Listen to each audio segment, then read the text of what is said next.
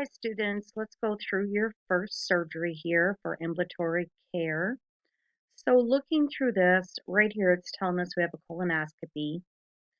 They did take some polyps out, but let's kind of read through to see how they did that. So as I go down, get right to, there's our consent, get to that op report. So here we have preoperative rectal polyps, and here we have colon polyps. So we have a colonoscopy, the poly with the polypectomy. So when we go through here, we have here they're just talking about what they found, but really you want to see here we have the remainder of the sigmoid colon was unremarkable. Okay, so then here we have a polyp on the rectum. Polyp was snared. Okay, that's going to be a key word here, and it was removed with electrocautery. So then everything was clean and dry. So with this here, we did do the colonoscopy, but they did take a polyp out and they did it with a smear technique. Okay, so on that note, we want to look at our CPT code. And what I want to do here, so in the back of your index, you're going to look up colonoscopy, which I'm here in that area. And then with that, they didn't do a foreign body. You want to go down to the snare technique. It's going to be right here with removal of polyp, other lesion by smear technique. That is going to be my first code, okay? The other thing with this patient here is going to be all the lab. So the first lab that we're going to code is going to be the basic metabolic panel. Remember that this panel must include the following, which it does. It includes everything here. So you do not want to code those out separately. So we're going to have the one code 80048 that includes everything up to my WBC. The next code here is going to be 85027. That's my complete CBC. That includes everything right here. Okay. And then our last code, let me pull it up here real quick, is going to be the 85610.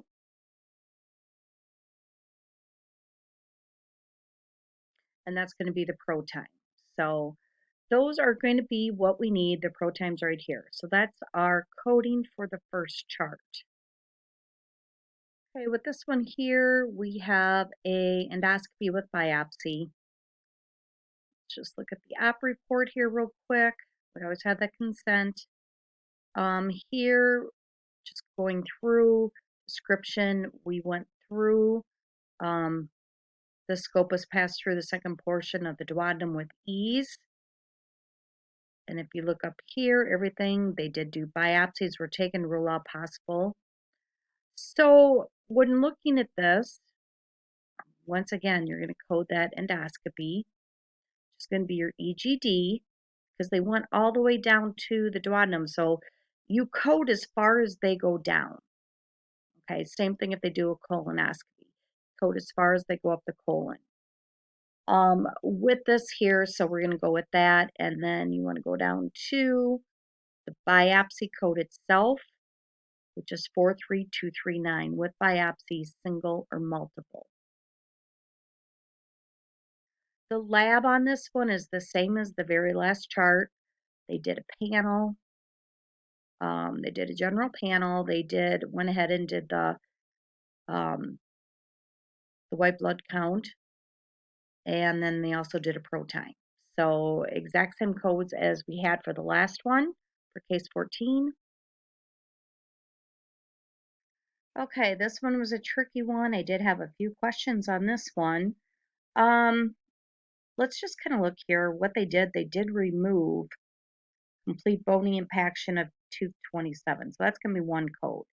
They did remove then complete bony impaction. Then we have 1, 2, 3, 4, and then we have 5, and then this one's going to be different. We have a mass. So we have 6 teeth completely that they removed.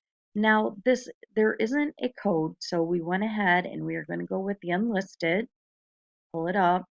Just going to be the 41899. It's going to be times 6. Okay. So with that, if you went ahead and did that first code at 100%, and then after that put 51 modifiers on, that is one way to do it, because remember that first procedure is 100%, and after that it decreases 50% all the way down to 25%. All right, so let's go ahead and look at our next code, 21025. All right, for that last code, then we're going to go with 21025, what I just talked about. Excision of bone, we have that bone abscess of the mandible. Let's just do this. And if you look at here, that's what they're doing, removal of mass of the mandible. So those are going to be the codes. That one was kind of a tricky one. And then once we go into, make sure you review, go down here, they talk about a little bit more. But like I said, we're doing unlisted. Pull up that here for my answers. And also with that, we have another panel. It looks like the exact same. As you can see here, I'm not going to run through, but your lab on all of these is the same. Okay, so I'm not going to run through those anymore. Just an FYI. All right, let's go to case 27. It should be 49651. Okay, with this one here, it should have been pretty clear cut, and I think everyone did pretty good on this one. But we have a laparoscopic repair of recurrent left inguinal hernia. So if you look right here, 49651 pretty much states everything right that we need. The biggest thing is make sure that you went with recurrent, not initial. So if you have any questions on that one, let me know. As I stated, lab is the same. Okay, with this one here, basically it is just your plain old colonoscopy. So let's go ahead and just look at the code. We have, and I kind of want to talk about, it's 45378. We have a colonoscopy, it's flexible, it's diagnostic, including if they did a collection of specimen by brushing or washing. Here, when performed, separate procedure. So that means if they do a bigger procedure with a colonoscopy, that you would not code this code. Okay. And I'm not even talking about if they did a foreign body. So if they would do something, let's go up here to if they removed more with a snare or did another type of procedure with the colonoscopy, you would not code this basic procedure. Okay, it's a separate procedure. That means there's something bigger going on, you do not code it. So let's just look at here. Of course, we don't do it with that. Let's look at 4398. They did something with, this is a very good example, with hemorrhoids. Okay, you would not code the colonoscopy itself. You're going to do the band ligation of the hemorrhoids. All right, let's move on to the last one. Okay, so the very last one, a couple of things that I've talked about before is they did a sigmoidoscopy to 60 centimeters. Let's go ahead and look through this. The sigmoid scope was then advanced 60 centimeters without difficulty. They went through the whole sigmoid. A lot of here, we kind of keep going. They couldn't go up any further in the colon, so keep that in mind. You can only code as far as they go up the colon. Same thing when they do an EGD. So with that, we're going to go with 45331.